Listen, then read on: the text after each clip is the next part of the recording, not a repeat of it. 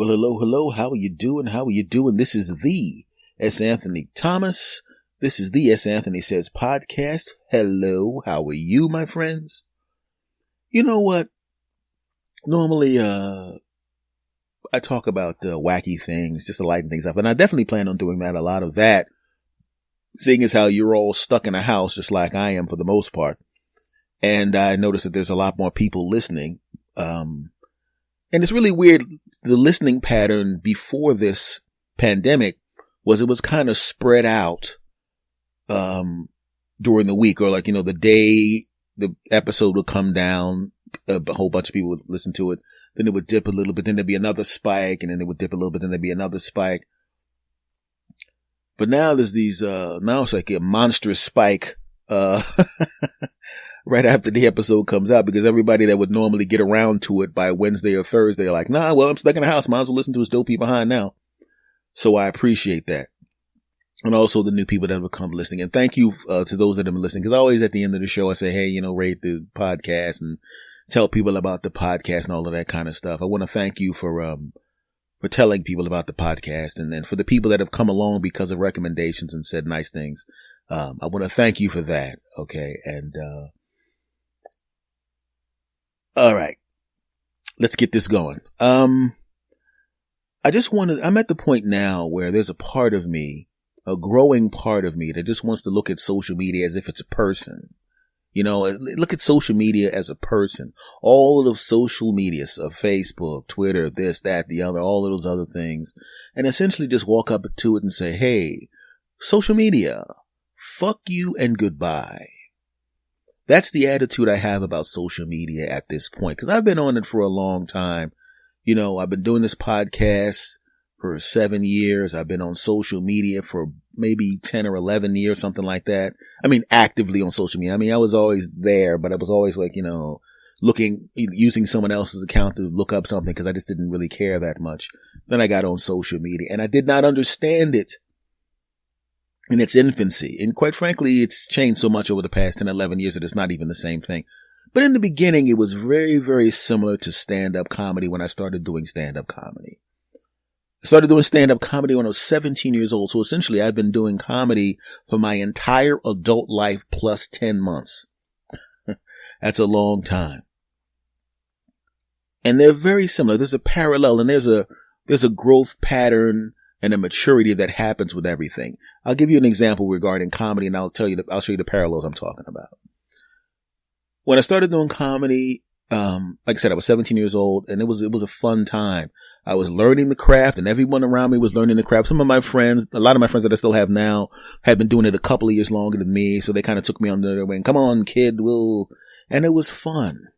And in the beginning, when one of my friends would become successful in some way or have a great set or something good would happen to them, you could see in the collective of comedians, they were genuinely happy for the guy or the gal that was doing something. They got into that club. Oh, that's great. You'd even take them to dinner or something like that because you knew they were trying to get into that club, and it's fantastic and great and incredible. You were so happy for that person that they got into that club. It was the greatest thing in the world. You're so happy for them. Yay. As they moved up the ladder in as far as the hierarchy of comedy, because for those of you that don't understand the comedy world, I know some comics are listening to me. Usually the stand-up comedy format in clubs is opener or MC, feature or middle, headliner or closer. Now, opener, MC, that's just two ways of saying the same thing. Feature and middle is two ways to say the same thing. Headliner, closer is two ways to say the same thing. Usually it goes 15 to 20 minutes for the MC or the opener, somewhere in the neighborhood of 25 to 35 minutes for the middle, and somewhere in the neighborhood of 45 plus, usually 45, but 45 to 60 for the headliner. That's usually how it works. And it would take a certain amount of time. Usually, just like in a black belt in martial arts, if two equally talented, physically gifted people apply the same amount of work, they usually rise at similar rates. Maybe somebody goes up a little faster to the next belt than the other one, but it's in the same ballpark. And it's essentially the same thing in comedy. People usually get booked as MCs right around the same time within months of each other. People usually move to the middle or feature section within months of each other. People move to the headliner. And when I got there, and this is obviously a long time ago, my friends were happy for me. I was happy for the friends that got there first, and they were happy for people that were underneath me as far as a seniority and who had just moved up when I moved up, they were happy for me. But there becomes a point in there where the overall collective of comics, not just your personal friends, there's some jealousy there. How come he got there? How come she got there? How come that? And in that middle point, it just gets kind of weird. Then when everyone ascends to the same level or somewhere near the same level, everyone's cool again. And social media is very, very similar to that. When you get on social media, like I said, in comedy, everybody was happy. Oh, that's great. You did a great bit, great joke. That's fantastic. Hey man, you should go see Flag. He does this great thing, this, that, and the other. Social media was the same thing. You get on social media, yay. When I got on Twitter, when I got up to a couple hundred people, maybe 200 people, maybe 500 people, every time I posted something, I'm talking about if I just posted something just to be silly, everybody, they retweeted it, reposted, commented on it, hearted it, all of that kind of crap. They did that.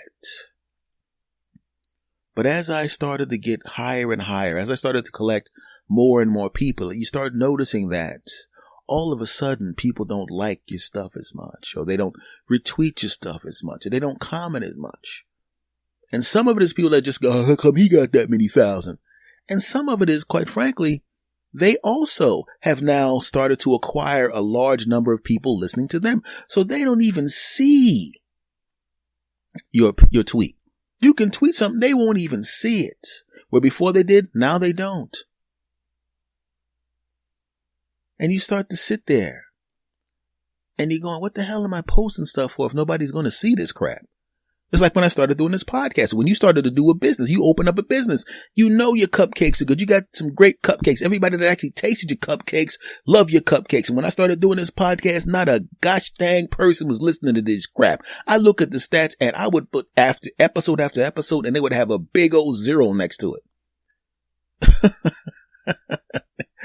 Thank God that's over. But there was a point when I was like, what the hell am I doing this for? I'm confident in what I'm putting out there. I believe it's good. So what the hell? No, how come no one's even giving it a chance? Then very slowly, people started listening and here we go. And so it's amazing how we sit back and we allow how we feel to be dictated to us by what goes on outside of ourselves. If I'm recording this podcast and I enjoy the process of it, I should just enjoy the process of it. If I'm on social media and I post some stuff and not a lot of people see it, there's no real big deal with that. Who cares? I thought that was funny, or I thought that article was interesting, or I thought that was interesting. If you don't see it, you don't see it. And that's the attitude you get to it after a while. But then, just like anything else, you think you have a thick skin, and all of a sudden, after a while, it starts to bother you. How come I ain't got that many? How come he got that? And how come I get big? And you realize you're just allowing these things that have nothing to do with you to affect you in a negative way. Should you change something about yourself? Should you get away from the things that make you feel bad? That's what I'm thinking. It's thought experiment time, isn't it? Yes, it is.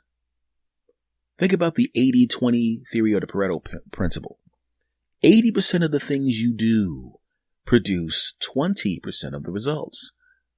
Also, 20% of the things you do produce 80% of the results. What does that mean? That means certain things that take up a large amount of your time are not producing the results you desire. And some other things that you don't devote enough time to are producing ridiculously great results.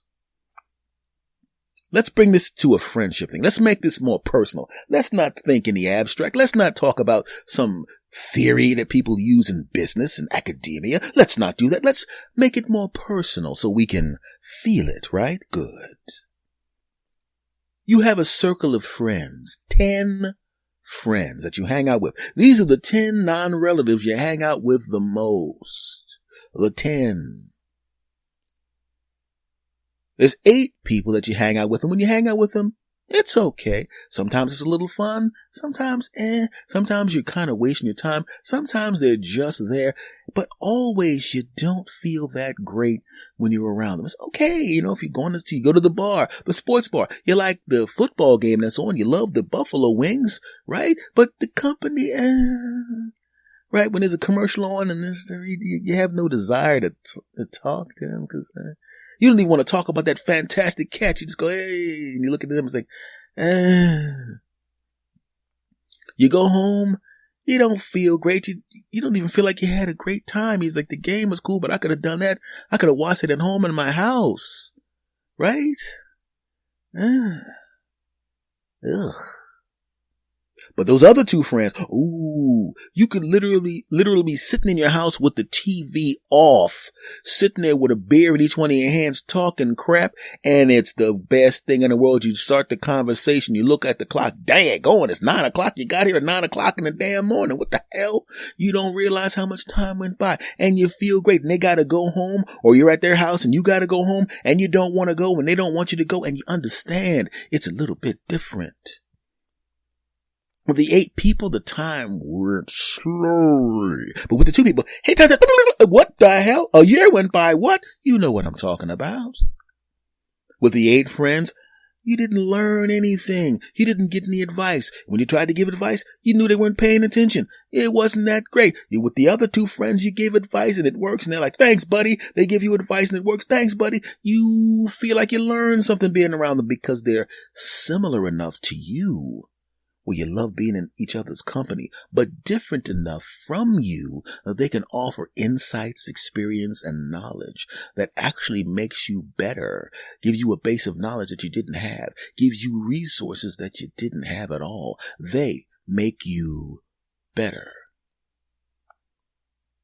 The 8 friends don't mind you being around and you don't mind being around them. But if you didn't hang around them, they wouldn't really miss you. They go, that guy was not here. Oh, that's too bad. And they wouldn't miss you. The other 2 friends, hey, what the hell's going on? I haven't heard from them for a couple of days. They care about you. They care about you. If you're in the hospital, the other 8 people are not coming to visit you. You get to the hospital, the other 2 people will be up there and they'll come up and sit there and talk crap to you. Hey, man, and spend some time with you to help the time go by. So what do you need to do here? Are you going to take the amount of time that you have to spend with friends time? You have 10 units of friends time? Are you going to take the 8 people and still continue to give those 8 friends 8 units of your friendship time? No. In my estimation, speaking for me as Anthony, I would give those people 0 units of my friendship time. All of my friendship time will be spent with the other 2 people who actually give a crap and who I actually give a crap about. No shade to the other 8. I still wish them well. If I run across them, I'll say, hey, what's going on? Whoop, whoop, whoop, whoop. But I'm going to keep it moving. Right? Well, the other friends, they're coming to the house. I'm going to their house. We're hanging out. I know their kid's name. I may be the godfather to one of their kids. They may be the godfather to the kids when I have kids, if I have kids. Everything's great. So doesn't it make sense to hang out with the 2 people that make you feel incredible and not the 8 people that kind of drain you? Think about it. Now, I'm not saying I'm going to just throw social media over the canyon and not be on it. I will still use it as a tool, but I spend a lot of time, too much time paying attention to it. The social media has become kind of like those 8 friends. I'm on social media. If I'm not on there, nobody cares. And I'm okay with that. Right? I hang out on social media. You post some stuff. It's cool. Some people like it. Some people don't pay attention. I don't care. I know some of it's the algorithm, but it doesn't matter. I get enough likes and hearts and crap. But in the grand scheme of things, aren't there more productive things that I could be doing than being on social media all the time? I believe so. I'm doing one of them right now. I adore doing my 2 podcasts. This podcast, as Anthony says, and my second podcast, the S. Anthony Thomas Show. I love doing them both. From the moment I started doing them love them. And I know you have something you love to do. That thing that makes you smile and makes you happy, right? Those people that make you smile and make you happy. Spend more time with them. And that's what I'm going to do. Like I said, I'm not leaving social media. I'm not leaving it, but it has become more like the 8 friends than the 2 friends. Ironically, I have 2 podcasts. Maybe those are the 2 friends. But you know what I'm saying. It's amazing. Because I see people that get ripped apart by the fact that they don't get enough, and I'm not going to mention any names, but I have some people that I know that get all destroyed if they post something on. I'm like, I don't necessarily like posting something that nobody sees, but it's like, I guess nobody saw that one. Whatever.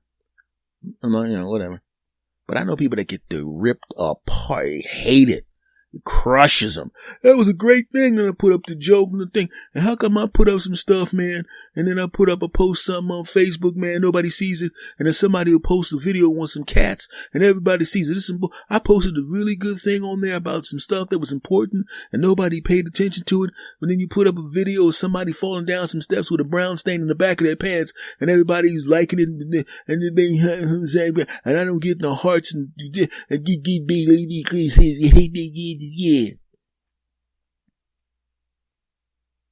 After a while, who cares? And I mean that sincerely. Like I said, it may seem that I'm complaining about not getting enough responses to the stuff on my main Twitter channel.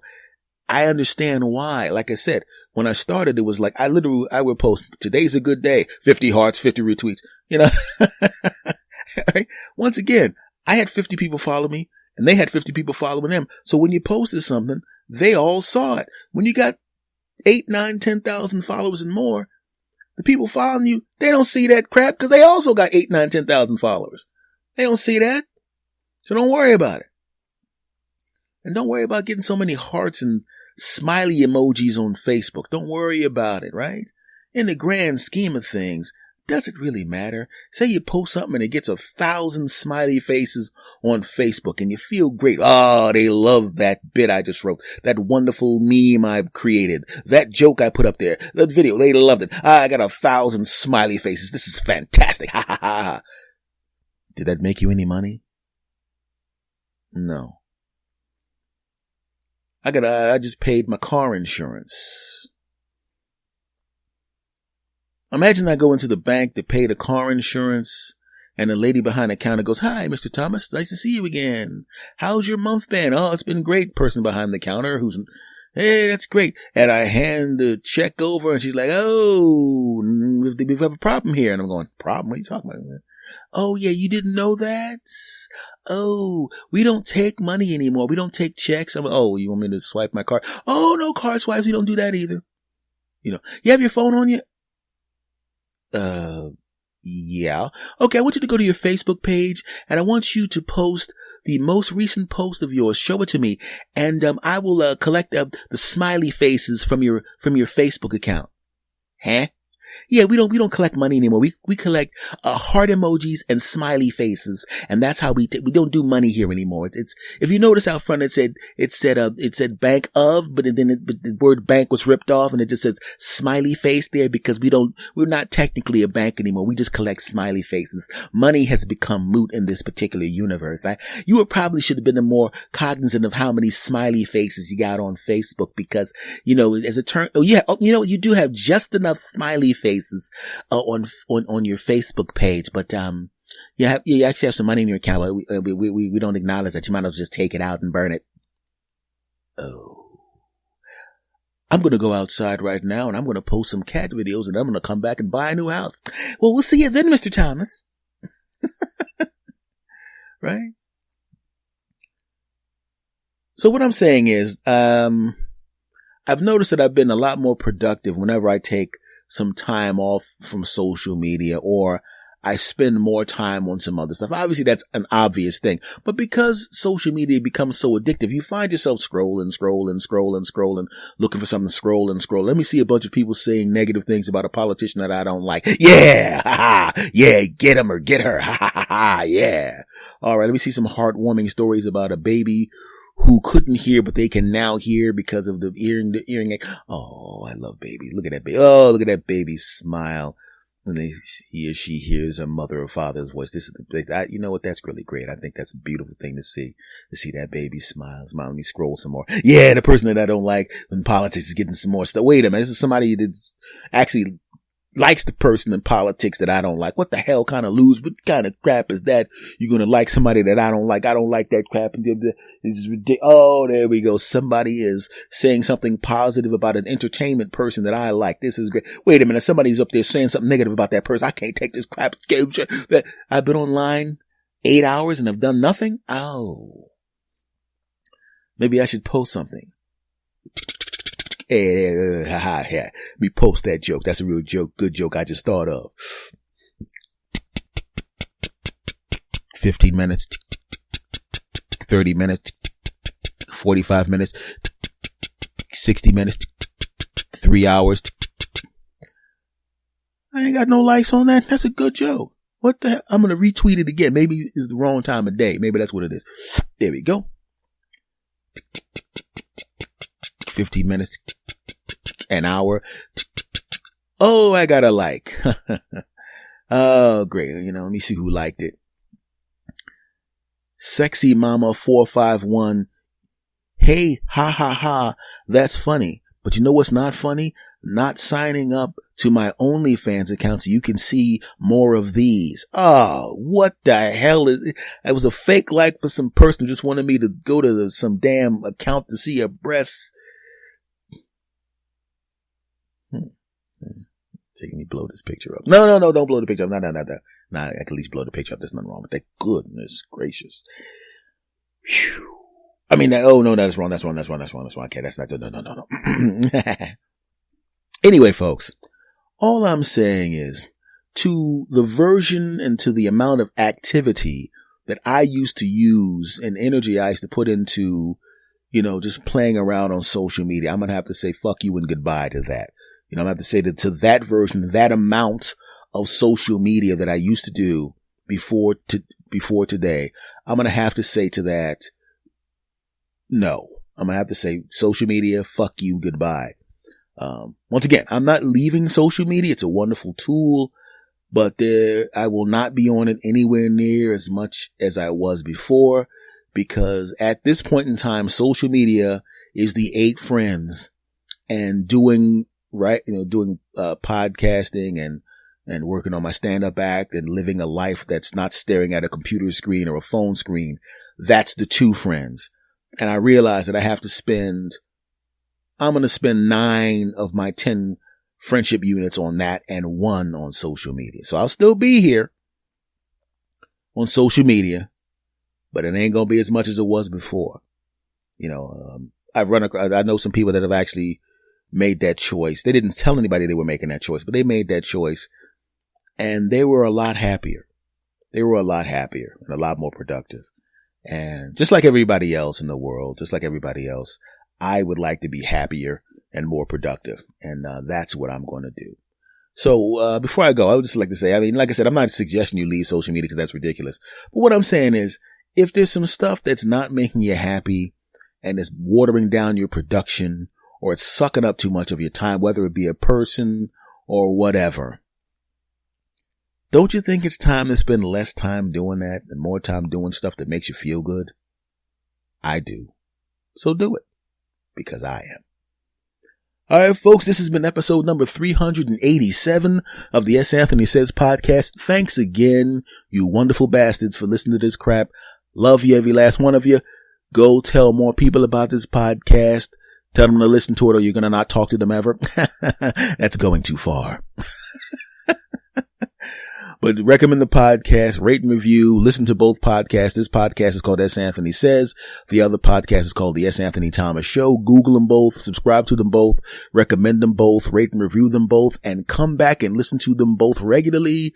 And I will be there on both places because, they're my podcast. I kind of have to be there.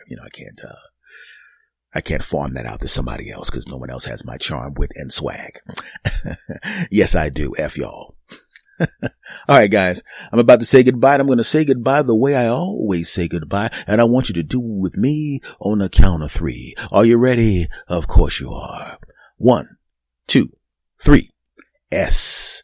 Anthony. Out. Go! S. Anthony Thomas. Go! S. Anthony Thomas. Go! S. Anthony Thomas. Go! S. Anthony Thomas. Go ahead and laugh. Go ahead and smile. Go ahead and giggle. We're gonna get wild. Go ahead and clap. Go ahead and cheer. We're gonna have a good time while up in here.